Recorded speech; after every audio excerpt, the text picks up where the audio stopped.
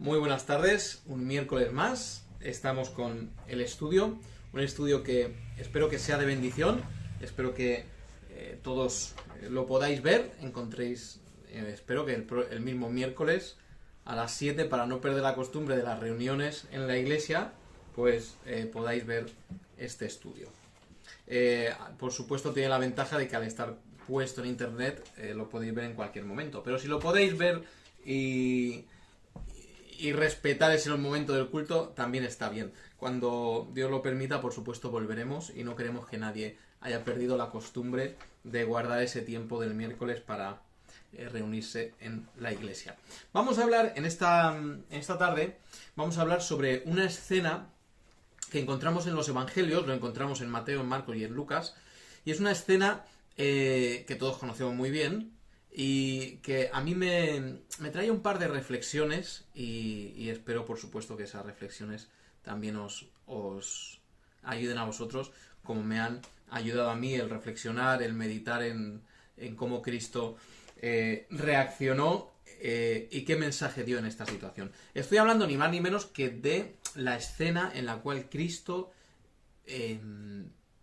calma la tempestad. Él está durmiendo y le despiertan y bueno, ya os he dado una pista. Vamos a orar y después paso a leer la historia y a comentarla. Nuestro Dios, nuestro Padre, bendito en todo lo que haces, bendito tú en la tempestad, bendito tú en la bonanza, bendito tú en la felicidad, bendito tú en el dolor.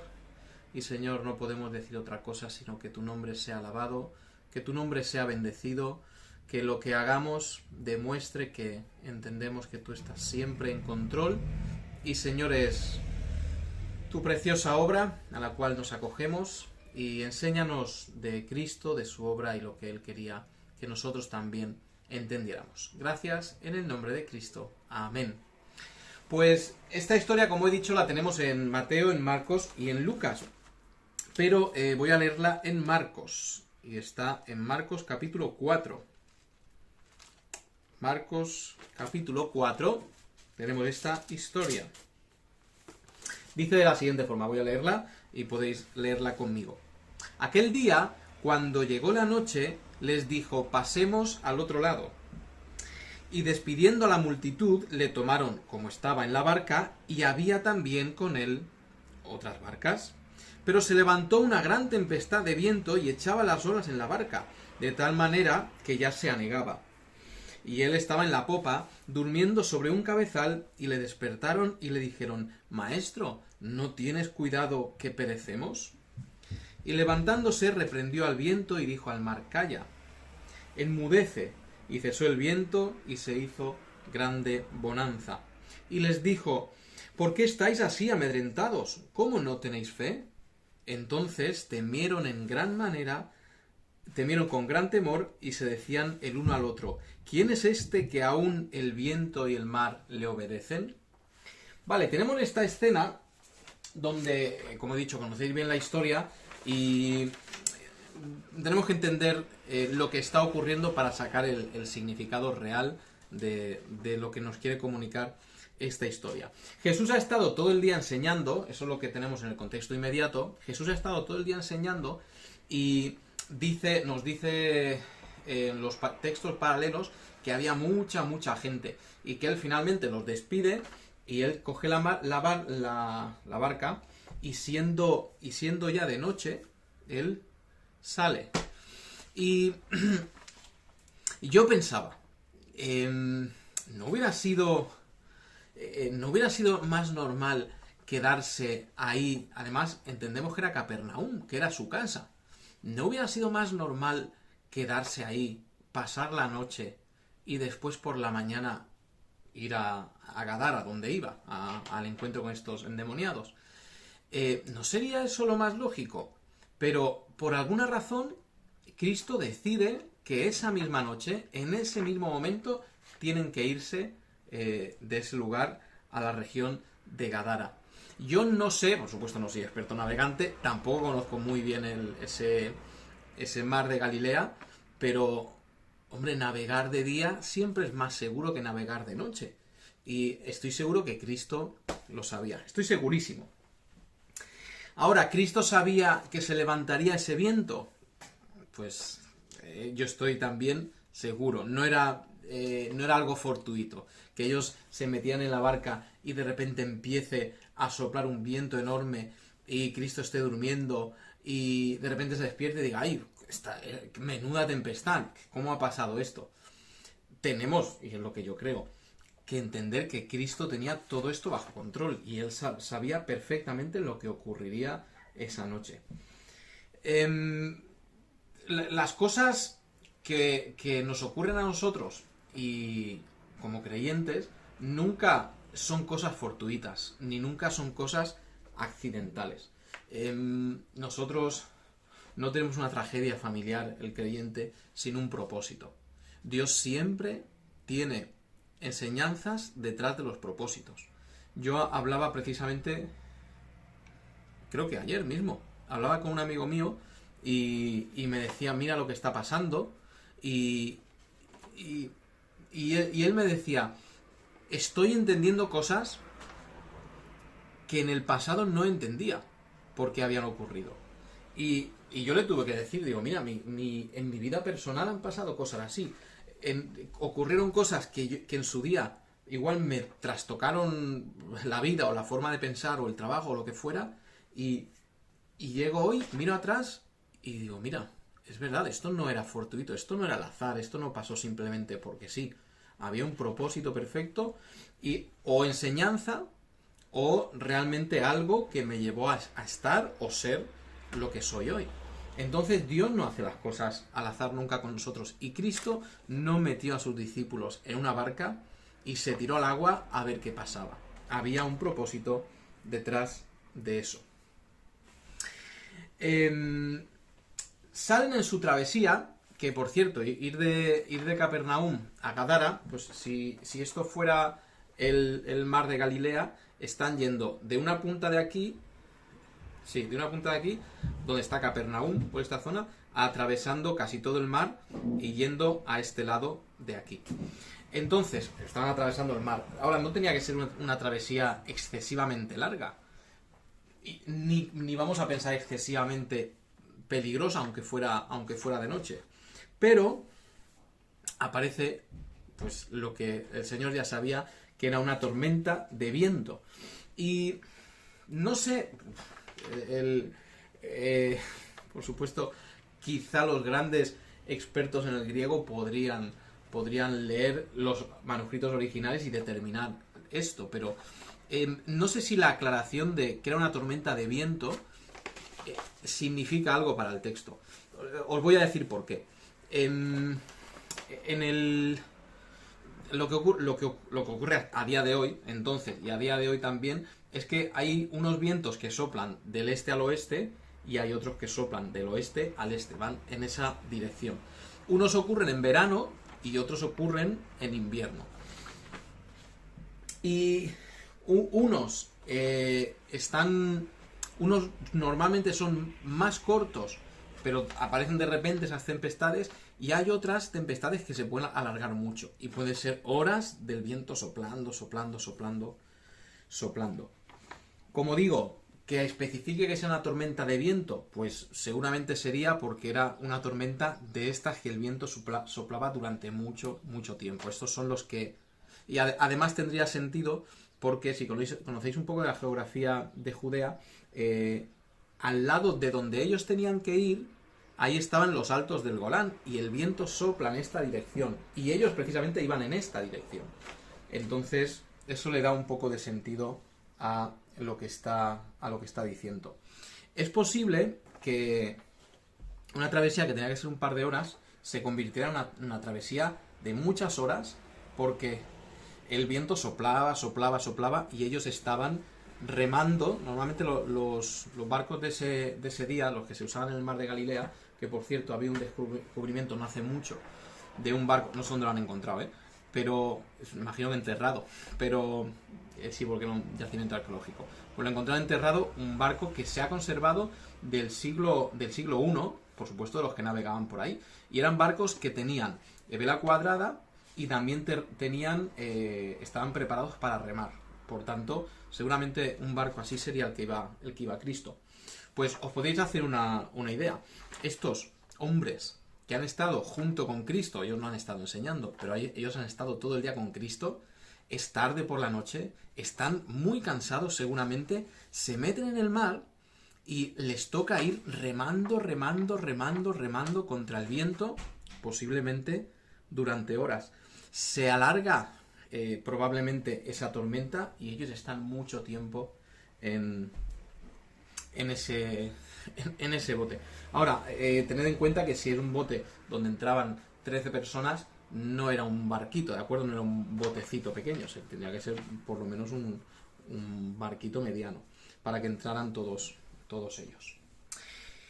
Y otra cosa a tener en cuenta, los que están ahí, muchos de ellos eran pescadores. No eran gente que no estuviera acostumbrada a remar o a tratar con los asuntos de ese mar, sino que eran pescadores. Había otros que no, pero había pescadores. Se desata esta tormenta. Yo tengo la impresión, igual no lo dice el texto, pero esto es lo que yo creo. Cuando empieza a soplar, Cristo está durmiendo. Yo me imagino que los pescadores que hay ahí empiezan a decir, bueno, esto lo podemos manejar nosotros. No despiertes al maestro porque está cansado, él ha estado todo el día enseñando, por lo tanto déjalo y nosotros vamos a manejar esta situación. Esto es lo que yo creo que pasa. Quizá empezaría más flojita la tormenta, luego iba cogiendo más auge esa tormenta, y esos pescadores expertos se van dando cuenta que no pueden controlar la tormenta. Probablemente han estado muchas horas luchando contra el viento y lo que sigue pasando es que el viento no hace más que meter las olas en el agua. Por lo tanto, unos remando y otros achicando agua fuera del barco. Ahora, esto tiene su sentido. No era el mar de Galilea el terreno de los pescadores. No era ese lugar donde el lugar que ellos conocían bien y el lugar donde ellos se desenvolvían bien. Fijaos que tenemos a Simón y tenemos a su hermano Andrés, tenemos a Jacobo y a Juan, que ellos son pescadores. Ellos han crecido en el mar. Por tanto, ellos tienen que controlar. Ellos tienen que conocer. Pero no hay manera.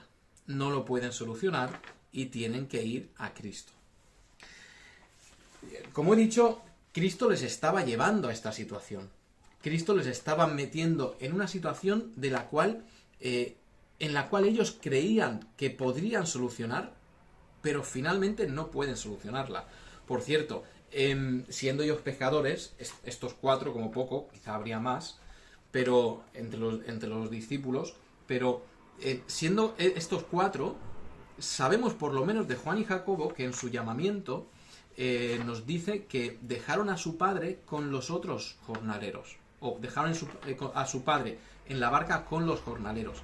Esto nos hace pensar que el negocio de pesca probablemente sería de los padres de Juan y Jacobo. Y si esto era así, lo más probable también es que Juan y Jacobo se hubieran criado en ese mar de Galilea pescando.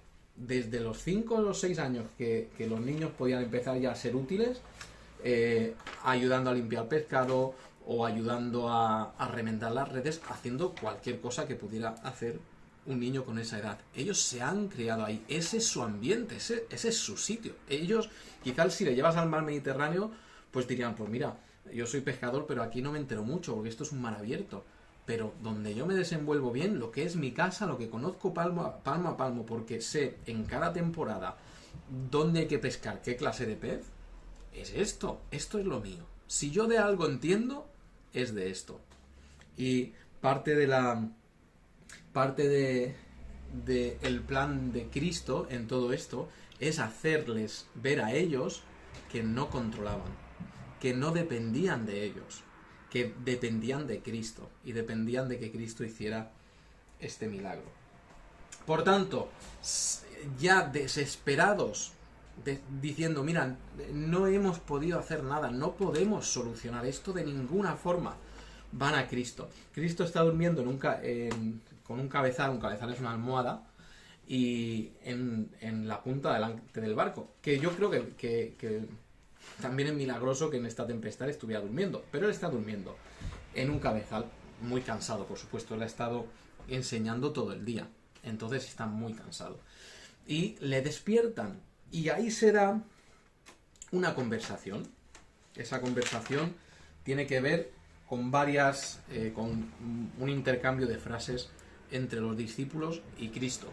Por supuesto, en la situación que está, pues no iban a haber grandes diálogos, pero son muy importantes las preguntas que se hacen.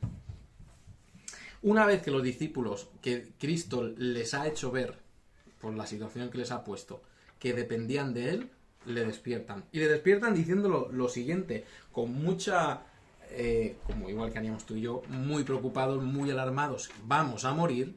Va Cristo, los discípulos, y les dicen a Cristo, ¿no te importa que muramos? Literalmente dice en Marcos, ¿no tienes cuidado que perecemos? Señor, que vamos a morir. ¿Qué vas a hacer? ¿Es que te da igual que muramos? Eso básicamente lo que le está diciendo. ¿No te importa que muramos?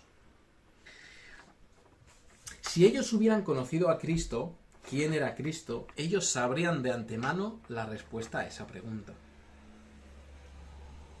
Pero todavía hay que vamos a escuchar la respuesta de Cristo. ¿Por qué tenéis miedo? ¿No tenéis fe, hombres de poca fe? Les responde con otra pregunta, cosa que hace muchas veces Cristo y a veces nos despista. Pero la clave para entender el significado de las preguntas es la conclusión de la historia. Nosotros podríamos empezar ya a decir, pues mira, esta pregunta significa esto, le querían decir esto y él les quiso decir esto, pero necesitamos saber el punto final de la historia. El punto final de la historia es la reflexión que tenemos al final, que dice, ¿quién es este? Leo. Entonces temieron con gran temor y se decían el uno al otro, ¿quién es este que aún el viento y el mar le obedecen? Fijaos que las tres historias que tenemos en Mateo, Marcos y en Lucas no son exactamente iguales en las preguntas ni en las respuestas. Hay algunas variaciones. Pero en esta reflexión final, en esta pregunta que se hacen los discípulos, son casi idénticas en todas las veces que se relata cómo Jesús calma la tempestad. Y ahí es donde está, en esa reflexión final, en esa pregunta final, que queda inconclusa porque no se responde, en esa pregunta final está la clave de la conversación que han tenido. ¿Por qué? Porque ellos llegan al final de la historia y miran a Cristo, después de que él haya calmado la tempestad, miran a Cristo y dicen, ¿quién es este hombre? Se miran el uno al otro y dicen, ¿quién es este hombre?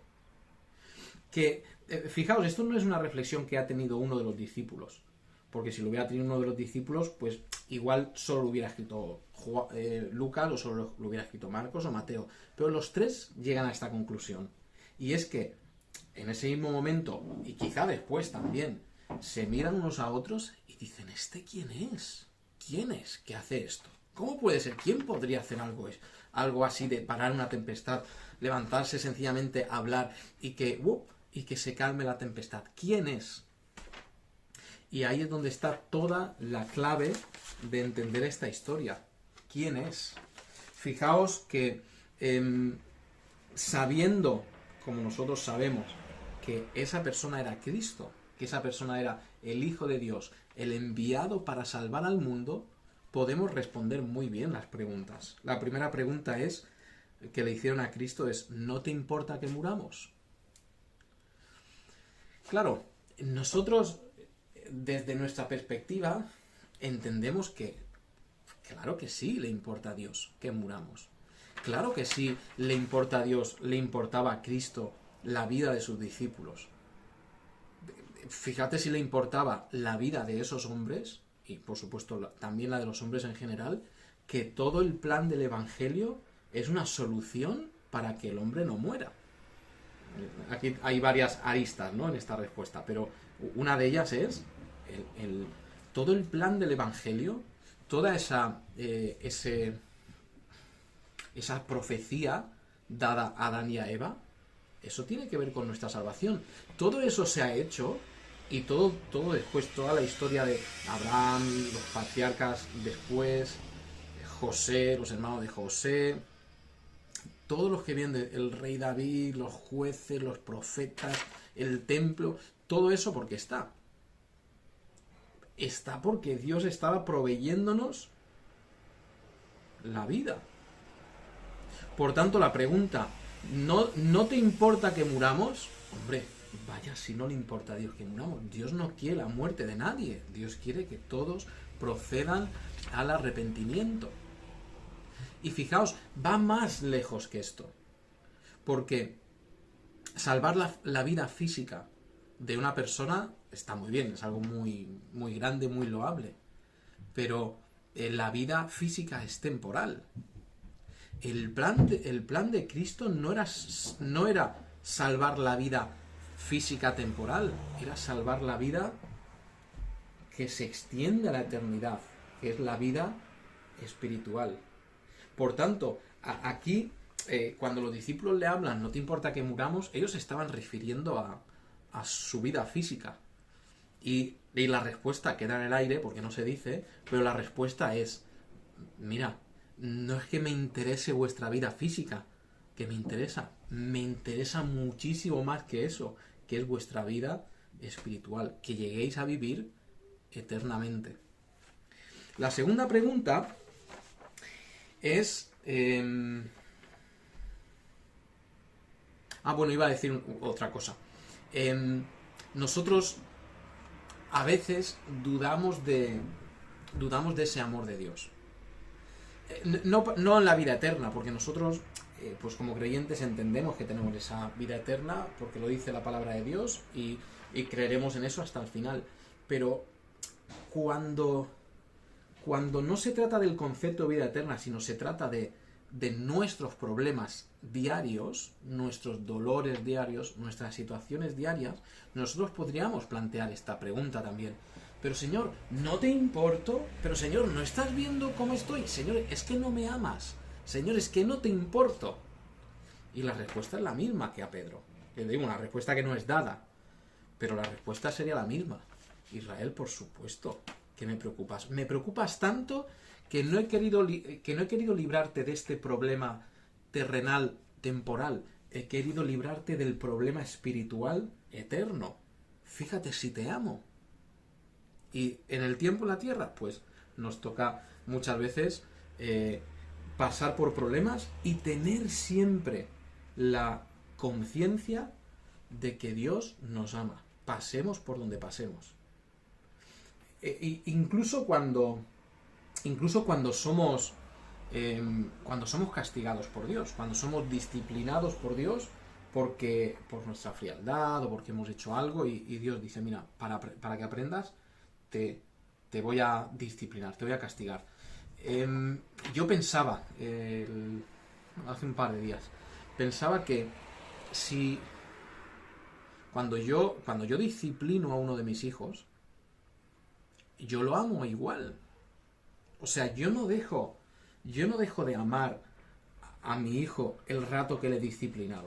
Cuando yo le estoy disciplinando con la disciplina que sea, yo le sigo amando. Durante esa disciplina no ha variado mi amor en nada hacia mi hijo. Pero sé que es bueno que él reciba esa disciplina.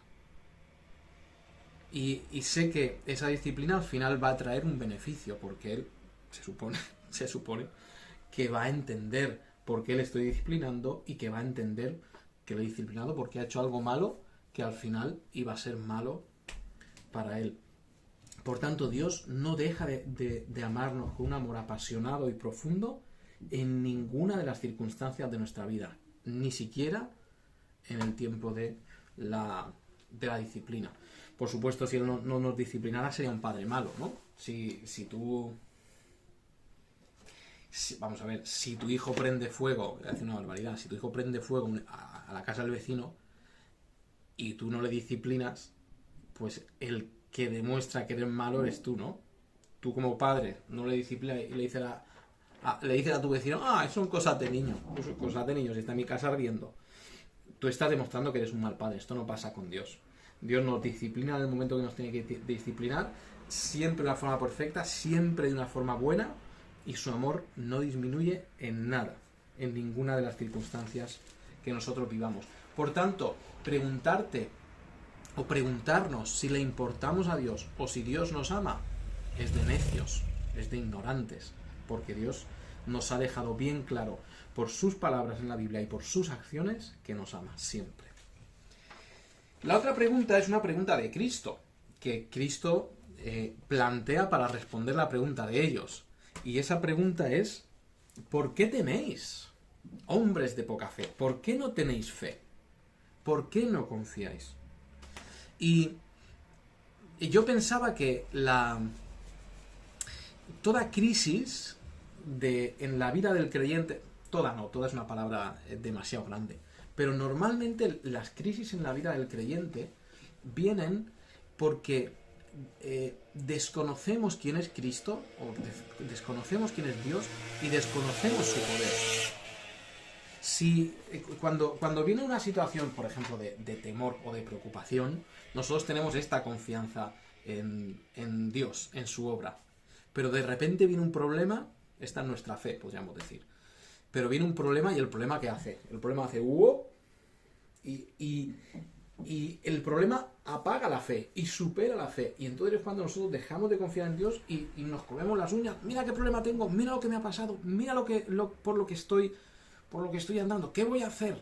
Y ahí es cuando viene el temor, la preocupación, las decisiones equivocadas, las acciones precipitadas, en vez de esperar y tener paciencia sabiendo que Dios está ahí.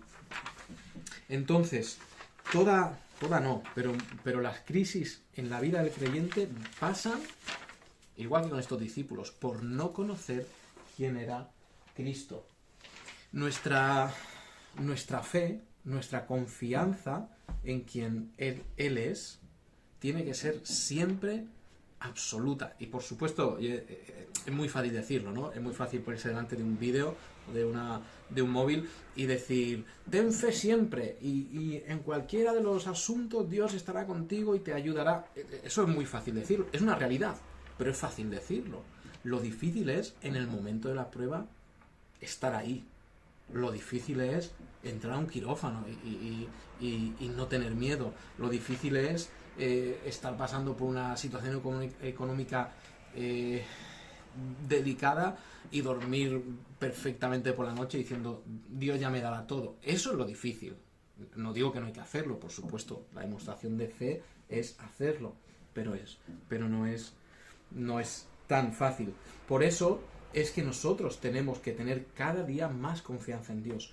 Cuanto más sepamos cómo es Dios, cuanto más conozcamos a Dios, más confianza tendremos en Él. Cuanto más conozcamos su amor por nosotros, más confiaremos en lo que está haciendo. Cuanto más entendamos cuáles son sus riquezas y que Él es dueño de todo, con más facilidad meteremos la mano en nuestro bolsillo para decir a este hermano, toma y toma y come, o toma y vístete. Cuanto más conozcamos cómo Él ha obrado siempre para su gloria, y moviendo reyes y quitando reyes y poniendo presidentes y quitando presidentes, más confianza tendremos en que lo que está ocurriendo en la sociedad Él lo tiene siempre bajo control. Pero necesitamos conocerle. La base de nuestra fe es Él. La base de nuestra fe, y a veces la fe la tomamos como un fin. Quiero tener fe, quiero tener fe, quiero tener fe. La fe no es un fin, el fin es Dios. Solo hay una forma de tener más fe, y es conocer más a Dios.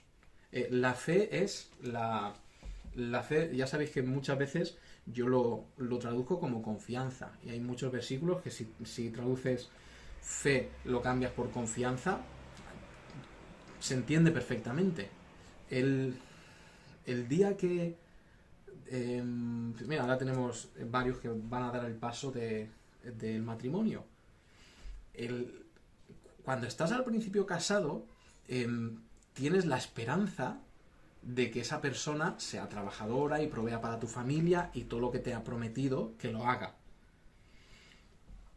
Es muy distinto voy a hablar de ese esposo nuevo que se esfuerza por hacer entender a su esposa que la va a cuidar en todas las circunstancias. Es diferente eso de las personas que llevan casadas 50 años y la mujer dice: le conozco y en estos 50 años que hemos vivido jamás ha dejado de trabajar o ha dejado de darme lo necesario para que yo viva. ¿Y eso de qué viene? De que ha estado con él, con ese hombre, mucho tiempo, ha conocido cómo era ese hombre y ha llegado a la conclusión de que tengo mucha confianza en él porque él me ha demostrado. Y con Dios es igual.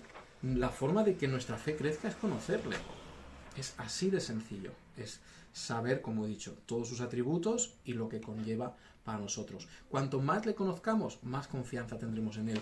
El que no conoce a Dios, el que no estudia los atributos de Dios, el que no estudia a Cristo en sus evangelios, su carácter, su obra, su amor, su pasión, su misericordia, su justicia, el que no estudia no le va a conocer y no tendrá fe. Y vendrá el momento de la prueba y su fe, en vez de ser así, será así. Y si tu fe es así, los problemas, el temor, las dudas se lo comerán. Pero si tu fe es así, aunque el temor sea así, tu fe siempre cubrirá cualquier situación. De la misma forma que Cristo le estaba diciendo: sin mí no podéis solucionar esto. De la misma forma nosotros entendemos que tenemos que vivir con Cristo. Tenemos que conocerle cada día para que nuestra fe aumente y no seamos tenidos como hombres de poca fe. Dejadme que termine leyendo en Hebreos 11, hablando de la fe.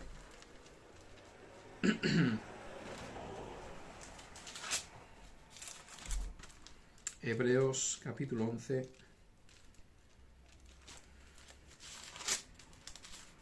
Aquí voy. Desde el versículo 6, que dice: pero sin fe es imposible agradar a Dios, porque es necesario que el que se acerca a Dios crea que le hay y que es galardonador de los que le buscan. Es necesario que el que se acerca a Dios lo haga con fe. Es necesario que tú y yo vivamos por fe, no por vista, sino por fe, confiando en quién es Dios y en lo que está haciendo Dios con nosotros. Que el Señor os bendiga, que os haga grandes hombres y grandes mujeres de Dios, por supuesto, para su gloria. Bendiciones.